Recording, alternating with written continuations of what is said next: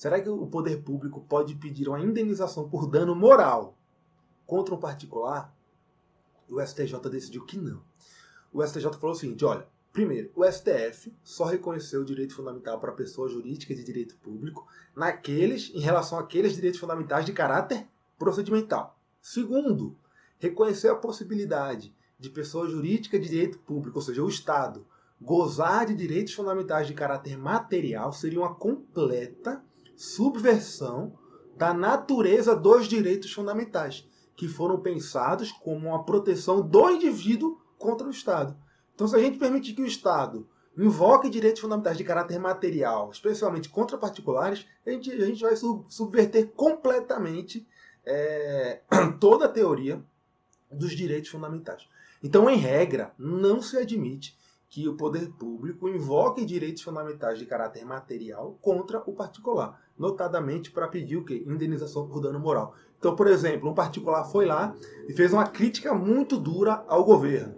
Será que o governo pode pedir uma indenização? Não, não pode pedir indenização. Por quê? Não pode invocar direitos fundamentais de caráter material contra os particulares. Ou então, alguém utilizou indevidamente algum símbolo do poder público. Pode pedir indenização? Também não pode, por esse mesmo motivo, tá?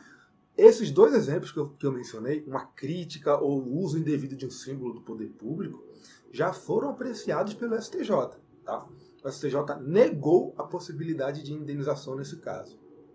Agora, teve um caso, julgado em novembro de 2020 pelo STJ, e eu vou até colocar aqui na tela para vocês, que foi esse caso aqui, ó.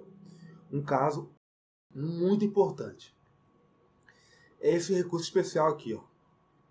RESP 1.722.423, que foi julgado em 24 de novembro de 2020. Nesse caso, a gente teve o quê? Teve o pedido de dano moral formulado por um ente público. Esse ente público aqui foi o INSS. O que aconteceu aí foi o seguinte, teve um esquema de fraude envolvendo o pagamento de benefícios previdenciários no âmbito do INSS.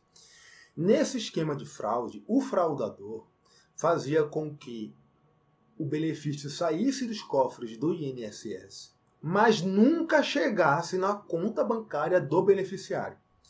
Então, o INSS achava que estava pagando, mas o dinheiro não estava chegando lá na pessoa que deveria receber aquele benefício. Isso fez com que a credibilidade da autarquia do INSS ficasse abalada perante a sociedade.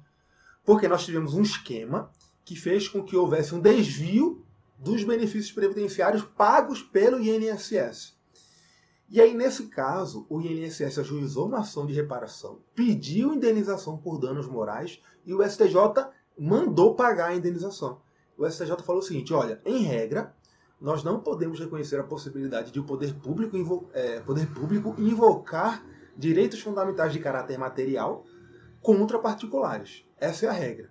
Mas, quando nós estivermos em uma situação grave, que possui potencial para realmente abalar a credibilidade do poder público, da entidade de direito público perante a sociedade, aí sim é necessário que haja reparação civil. Aí sim o poder público pode pleitear indenização por danos morais contra o particular. Então isso é uma situação excepcional. Em regra, o poder público não pode pleitear essa indenização, excepcionalmente em uma situação de alta gravidade, que tem potencial para abalar a credibilidade do Estado perante a sociedade, aí sim o Estado pode pedir indenização por dano moral contra um particular. Tá? Muita atenção a isso, é um caso que certamente vai ser muito cobrado nas provas, certo? Então é bom, é muito importante ter atenção a isso.